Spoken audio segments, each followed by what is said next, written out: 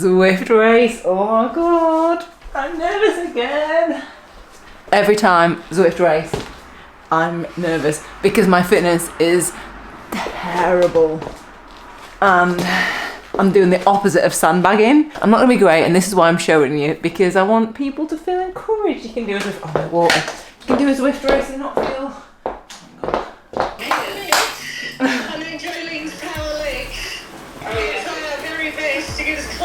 Right, so as with all Zwift races, it goes off hard at the very start. So I'm getting the watts up because I don't want to get dropped in the first 5 seconds.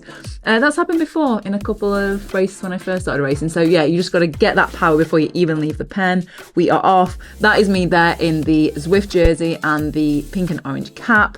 I should have actually changed these to my team kit, which is the Rafa kit. And I should have also changed my bike because for this course, but I totally forgot until I set off and I was like, oh well. It doesn't make that much difference. It does make a difference, but I'm just getting my excuses in.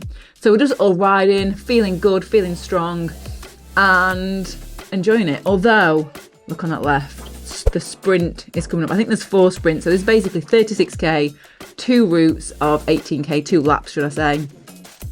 The sprinting is where it all went wrong. I'm not a sprinter, I'm an endurance rider, I'm a climber.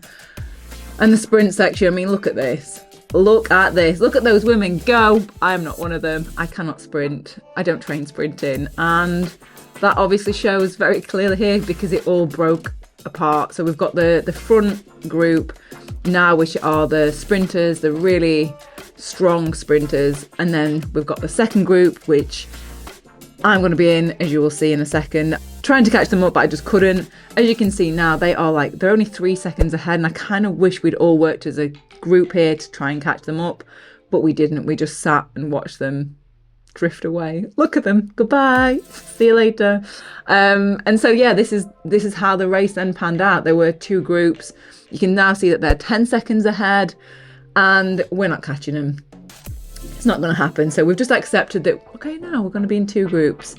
And this course has got more sprints. I think there's 2 sprints on each loop. And what you'll see, I guess my tactic for this is because I'm not a sprinter, but I can hold the same power, like lower, not as high sprint power numbers, but I can hold a little bit lower for longer. So all I'm doing is just kind of riding it out, letting them go, and then I'll just catch them up after the banner. You can get points for obviously being a good sprinter in this race, but I'm not, so there's no point me like they're in all the matches just trying to do something that I'm not very good at and then just tiring myself out. So I would just then catch up after the sprint sections and just riding along. As you can see now, we're on a climb. There are 2 little climbs on each loop as well, not very long, probably less than a kilometre each. I've actually got it written down on my computer so I know exactly where they are. Oh, they're my little team members there on the left and right in the Rafa kit. And so I'm just pushing it on the climbs. Not pushing it too hard, but just comfortably, because I love the climbing. I wish there were more climbing Zwift races because they are my favourite. And I think they're the ones that I generally do better at. So this course isn't necessarily suited for what I'm good at. But yeah, we're all joined back together and just riding that second group. So that group ahead now is probably like over a minute. There are a couple of riders you'll see, this is another sprint section, you'll see the same thing happen. This is what happened generally on the 2 loops. They go ahead on the sprint, I catch them up, I go ahead in the climb, they catch me up. And at this situation, it's kind of like, what do? You try and push ahead to try and find, I mean, there's a couple of women, maybe like 30 to 20 seconds there it says, and then like a minute.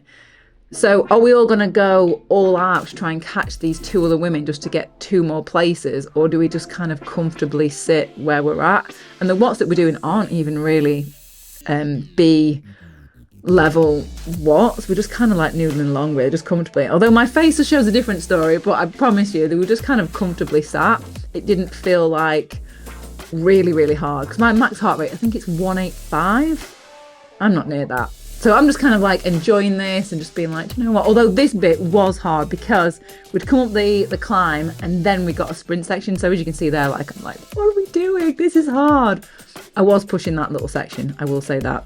But yeah, it just wasn't as exciting. It wasn't as dramatic as I kind of wanted it. It didn't really push me as much because the option was stay in that group and just be comfortable, or try and push ahead and actually not be able to catch that front group. So kind of in no man's land really. And then now we've got the last 300 meters. Just going to push it to the end. And as always, I do love a Zwift race. I never ever work as hard or push as hard as I do in a Zwift race. So I've got a good sweat on, rode with my team, really enjoyed it. And if you want more race videos, let me know. I will film and upload. If you've got any questions as well, leave them in the comments. Thank you so much for watching, and I will see you all next video.